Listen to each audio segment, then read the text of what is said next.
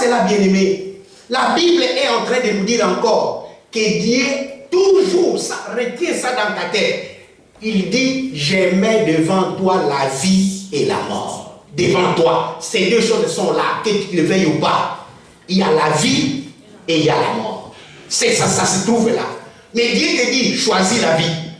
La vie est en Jésus, c'est une bonne chose. Mais cela ne n'empêche pas que tu connaisses la mort. Il y en a qui meurent précocement. Mais moi, je ne vais pas mourir précocement. Je dois être rassasié des jours. Rassasié des jours, ça ne veut pas dire 120 ans. Ça peut être 33 ans. Mais je suis rassasié des jours. Donc, j'ai fait tout ce que Dieu m'a demandé de faire sur la terre. Ainsi, bien-aimés, vous devez comprendre cela en étant en contact avec le Saint-Esprit qui va combattre pour vous, qui va intercéder pour vous, qui va vous révéler les choses cachées que vous ne connaissez pas, qui va vous dire la vérité et qui va même vous convaincre de pécher. Vous pouvez pécher, vous êtes en train de mentir votre propre conscience, mais le Saint-Esprit vous a dit, va vous dire, c'est vous, vous avez péché, vous devez vous repentir.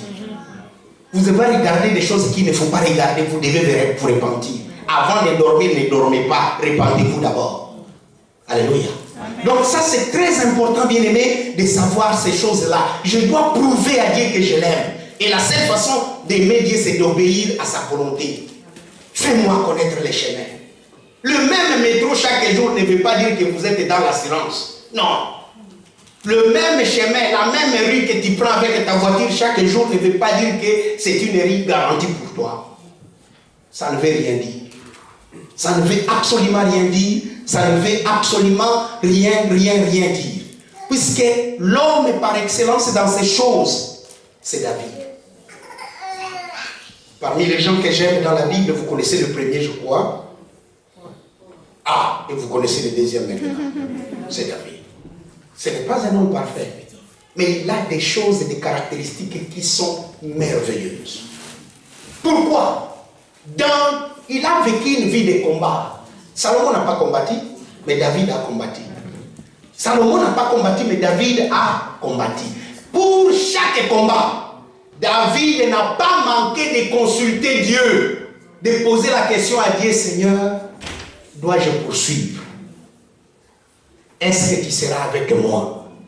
Si tu seras avec moi, est-ce que je rentrerai vainqueur? Si Dieu lui dit, ne va pas, il ne va pas. Mais si Dieu lui dit, va, tu auras la victoire, là, il va combattre. Il sait que même si on m'inflige une flèche ici, je serai toujours victorieux. Est-ce que vous me suivez? C'est très important de comprendre ces choses-là, car si vous ne mettez pas les atouts de votre côté, vous allez échouer dans beaucoup de choses. Le malheureux dort, mais celui qui se confie en Dieu est protégé. Il est protégé. Pourquoi? Puisque Dieu a son sort dans sa main et ses destinées sont entre les mains de Dieu. Ainsi, cette semaine, bien aimé, je vais vous lancer un défi. Bien que je ne serai pas là, je vais vous lancer un défi. Quand je rentre, je vous trouve vraiment que nous sommes en train de faire ces choses. Quelles sont les résolutions que vous devez prendre sur la base de ces conseils que je vous donne, de ne jamais aborder une journée sans parler à Dieu? Quelles sont les résolutions que vous devez prendre? La première résolution, c'est que dans votre vie, le matin, vous devez créer l'atmosphère de victoire. On doit créer l'atmosphère de victoire. Quand vous vous réveillez avec des pensées négatives, l'atmosphère est déjà polluée. Vous êtes déjà vaincu dans votre lit. Vous vous réveillez, tout l'amour qui lui souffle. Vous êtes foutu. Depuis votre lit, c'est un échec. Mais quand vous vous réveillez, vous dites, je suis champion. Je suis fort, car celui qui est en moi est plus fort que celui qui est à l'extérieur. Là, l'ambiance change, même votre mentalité au travail, on vous paye un peu, mais le peu sera beaucoup. Donc, la première chose, vous devez faire quoi? Vous devez créer l'atmosphère de victoire chaque matin en ayant des pensées positives. La deuxième chose, vous devez vaincre les frustrations de la vie. La vie nous amène beaucoup de frustrations. Beaucoup de frustration, vous êtes frustrés. Liba les autres tambolaté, makambozo bongaté, commerce conteneur bayiba, et viva la douane été. Toutes ces frustrations vous amènent des problèmes. Alors, vous devez absolument, bien aimé, vaincre ces frustrations en priant chaque matin le Saint-Esprit qui va vous donner l'espérance en Christ. Je vous ai donné, vous pouvez, je vous avais déjà dit ça ici, vous pouvez survivre dans la vie peut-être 14 jours ou même 3 semaines sans manger. Vous savez ça? Sans manger, vous pouvez survivre. Avec de l'eau, vous pouvez même allonger un peu. Mais sans eau, vous ne pouvez pas vivre longtemps. Mais avec de l'eau, vous pouvez vivre au moins 42 jours. Si vous buvez seulement de l'eau, 42 jours, vous n'allez pas mourir. Mais vous ne pouvez pas vivre un seul jour sans espérance. Si vous n'avez pas de l'espérance en vous que l'eau vous allez bien au gouffre. Oui. Et ça, je l'ai dit même dans un mariage. Si vous n'espérez plus rien dans le mariage est foutu. Même dans l'église, c'est pour cela, c'est triste de le dire. Quand les gens n'espèrent plus rien de l'église, ils ne viennent pas.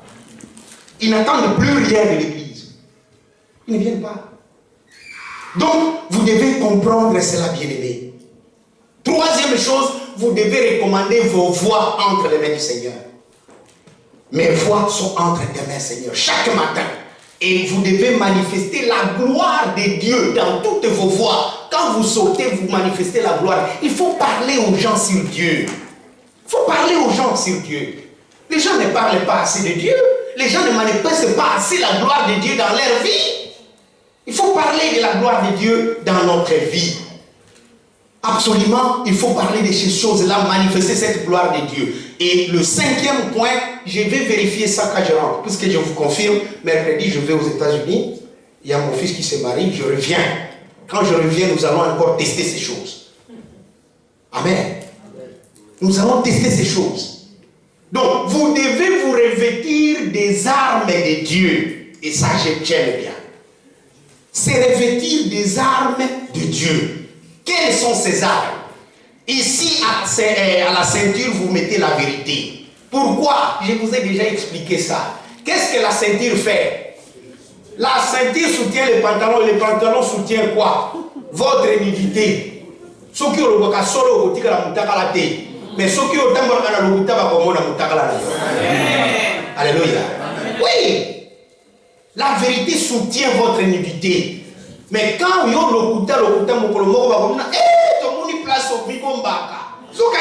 avez mais quand tu parles la vérité, tu es toujours couvert. Donc, mais la vérité pour ceinture, ça c'est très important. Et ici, le thorax, qu'est-ce que tu vas mettre? La justice de Dieu. Puisque c'est là que l'ennemi envoie les flèches. La justice de Dieu, tu es justifié par Dieu. Voilà pourquoi la Bible pose la question. Qui nous condamnera? Qui nous condamnera? Personne. Alors mon cœur ne sera pas touché. Je n'ai aucune condamnation à moi. Je ne veux pas être touché. Puisque j'ai la justice, j'ai la cuirasse de la justice. Et à mes pieds, quelle chaussure tu mets? La Bible te dit de porter les souliers des ailes de l'évangile. Zalana, amakasia kupanza évangile. Pas de pieds qui annoncent des faussetés. Et si tu mets le chaussure de cet évangile, tu continues et tu verras que tu vas avoir la foi pour bouclier. La foi pour bouclier. Le bouclier de la foi, il est là. Il empêche aux choses. Et tu mets sur ta tête le casque du salut et la parole de Dieu pour épée. Ainsi, toutes ces choses, Paul les a piquées de l'exemple d'un soldat romain. Vous comprenez? Un soldat romain. J'espère que la technique va nous aider à afficher un soldat romain. Voilà. Comment tu sors le matin? Ta tête est couverte. Ici, tu es couvert. Tu as la ceinture, tu as les boucliers et tu as l'épée dans ta main. Tu vois, ça c'est un soldat romain. Les pieds là-bas, il a les chaussures de l'évangile. Partout où tu vas, tu proclames l'évangile. Alléluia. Amen. Alléluia. Amen. Est-ce que quelqu'un est en train d'être béni? Revenons maintenant à notre texte bien-aimé. Toutes les choses concourent au bien de ceux qui aiment Dieu. Et je vous ai dit que notre thème aujourd'hui, c'est de prendre possession des promesses de Dieu. Nous devons absolument savoir comment prendre possession des promesses de Dieu. Et les grandes promesses de Dieu à l'homme se subdivisent en deux grandes catégories. Les grandes promesses de Dieu. Il y a des promesses particulières à chacun. Mais il y a les grandes promesses que Dieu a données à l'homme. Et cela, c'est dans des diverses catégories. Nous avons dans l'Ancien Testament et nous avons dans le Nouveau Testament. Dans l'Ancien Testament, de quoi s'agit-il? Écoutez bien, bien-aimés. Dans l'Ancien Testament, la grande ou bien les grandes promesses de Dieu sont donner un peuple à quelqu'un. Il n'avait pas un peuple auparavant, mais Dieu doit lui donner un peuple. C'est pourquoi il a changé son nom. Quand cette promesse devait s'accomplir, il lui a dit, on ne t'appellera plus Abraham. On ne t'appellera plus Abraham, mais on doit t'appeler Abraham. Père élevé, mais ici père d'une multitude. Il n'avait pas un peuple, mais tu auras un peuple maintenant. Il n'avait pas de terre. Il dit, moi Dieu, je vais te donner la terre. Moi Dieu, je vais te donner la terre. Donc, il lui a dit que je vais te donner un peuple, je vais te donner la terre. Maintenant, si il arrive que tu deviens captif ou esclave d'autres royaumes, moi Dieu, je t'enverrai un sauveur. Oui, si tu vas en captivité, dans l'Ancien Testament, les enfants d'Israël savaient, quand ils sont à Babylone, quand ils étaient en Assyrie, ils savaient que si nous tournons le regard vers Jérusalem et revenir à Dieu, il va nous ramener dans notre pays. Il va nous ramener dans notre pays. Je vous fais grâce de tous les passages bibliques que j'ai préparés pour ça. Mais retenez que les grandes promesses de l'Ancien Testament sont d'abord un peuple, une terre, et puis un sauveur dans la captivité. Si tu obéis, tu auras toujours un sauveur. C'est pour cela que Dieu est allé chercher Moïse pour sortir les enfants d'Israël de leur captivité. Et il leur a donné, je vais vous donner aussi tous les bien-être si vous obéissez à la loi. Tant que vous obéissez, lisez Deutéronome 28, il dit, si tu obéis, moi Dieu, je vais moi combattre tes ennemis. Si tu obéis, moi Dieu, je vais faire ces choses. Si tu obéis. Donc, les grandes promesses de Dieu se résument en cela dans l'Ancien Testament. Il lui donne le bien-être. Dans la captivité, tu auras un sauveur, j'espère. Projection there, premise. Go ahead. We continue. I've moved on. Donc, dans la captivité, tu auras ces choses-là et tu auras le bien-être. Maintenant, dans le Nouveau Testament, c'est là, bien-aimé, que vous devez comprendre. Dans le Nouveau Testament, la promesse n'est plus la terre. Non. La promesse n'est plus un peuple. Non. La promesse, c'est le Sauveur. Il va inaugurer une nouvelle alliance. Un nouveau testament. Il donne la promesse du Sauveur dans le Nouveau Testament. Le Sauveur va donner le salut. Et le salut vous conduit à la vie éternelle. Et j'ai déjà défini la vie éternelle dans cette église, ici même où je me suis. Retournez-moi ma définition. C'est quoi la vie éternelle?